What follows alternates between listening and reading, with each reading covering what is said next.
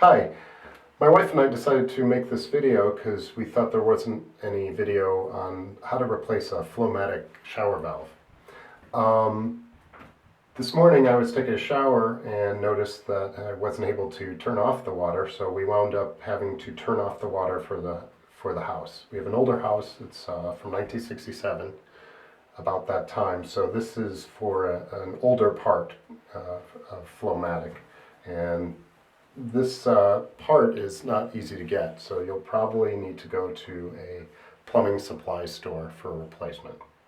So the first thing you want to do is, like I said, turn off the water, and then you'll have to come in here, and this little plastic piece is a screw, actually. So you'll have to get to the screw behind it, and ours was pretty sticky, so we just chiseled it off with just a screwdriver, pried it off. So the first thing you'll do is you'll get to this screw here, and go ahead and take that out.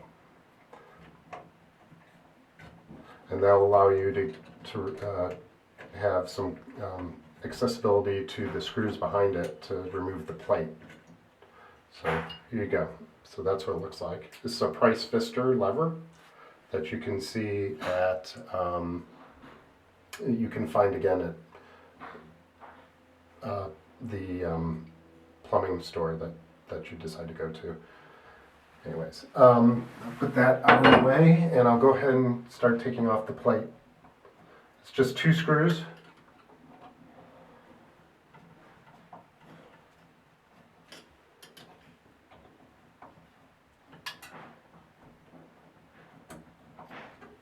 Okay, you should be able to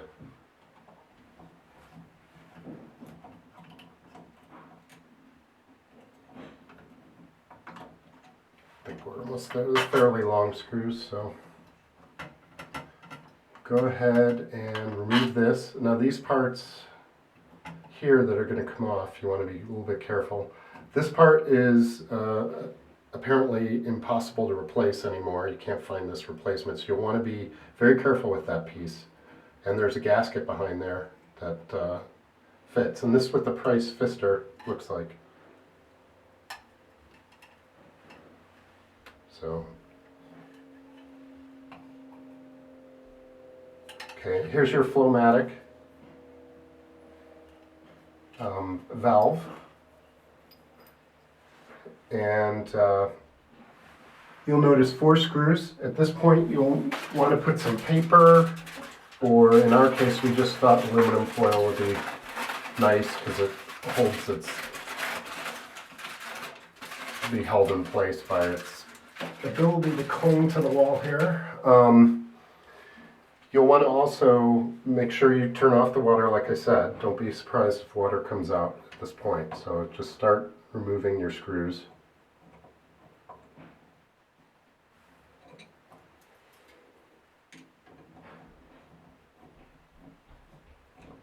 Now this part is not, is, like I said, very difficult to get, and it's still available, but it's going to cost more than a more modern shower valve.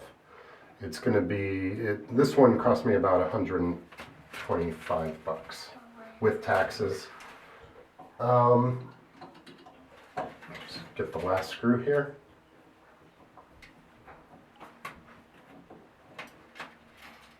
And here's what it looks like on the back.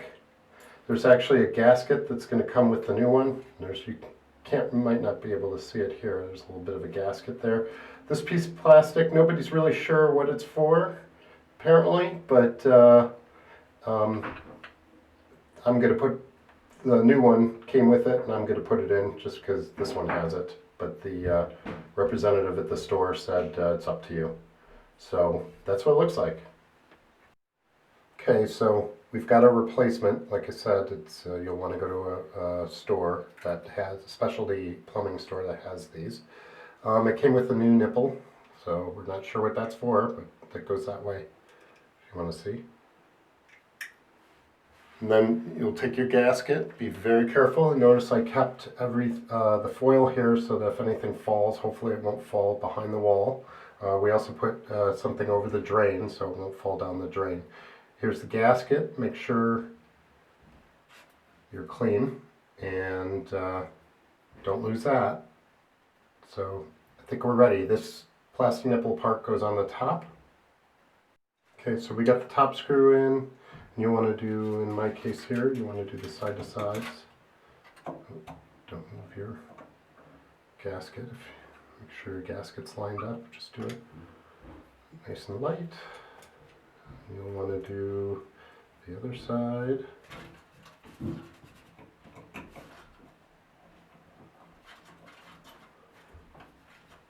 Now you want the bottom.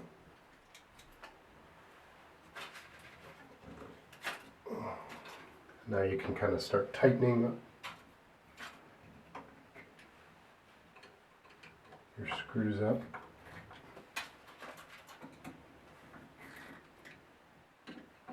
And should be ready to put the faceplate back on once you're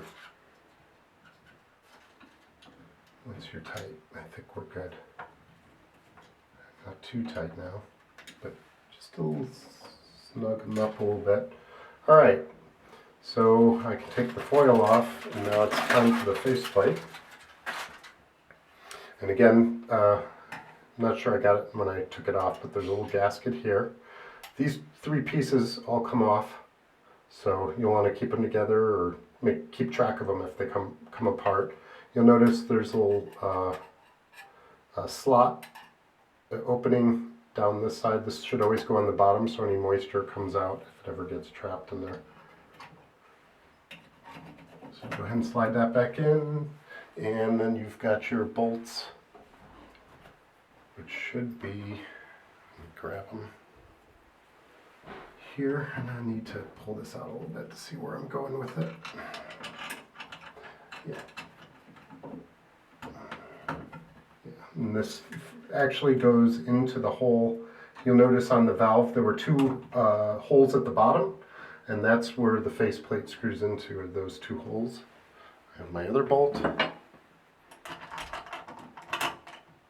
I actually don't screw these in right away because I like to pull it out and I can see where I'm going. So just get them in a little bit, and once they're both in,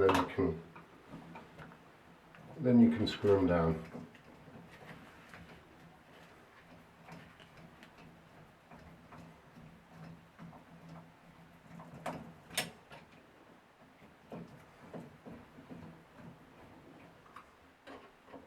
Again, I don't like to snug things up usually until I get them both somewhat positioned.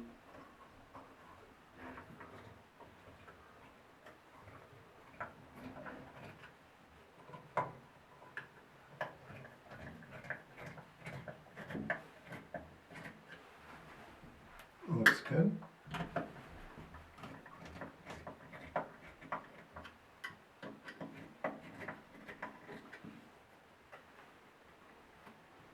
Okay, and I think we're ready for the handle now.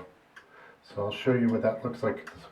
That's the price fister, and it's pretty much, we didn't have much of a choice, so it looks like exactly the same as the old one. Screws off, a little plastic decoration, and you have your screw, and then you'll want to line this up. It's fit to it, the shape of the little nub there. So you'll have to fit that on and get the screw in.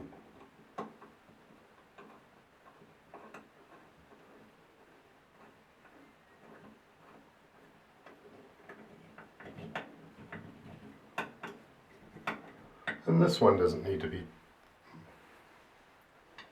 too tight. And then you just put your decorative fixture back on, and that's it. It's time. Make sure it's off, and I think it's time to turn the water on, and you're good to go.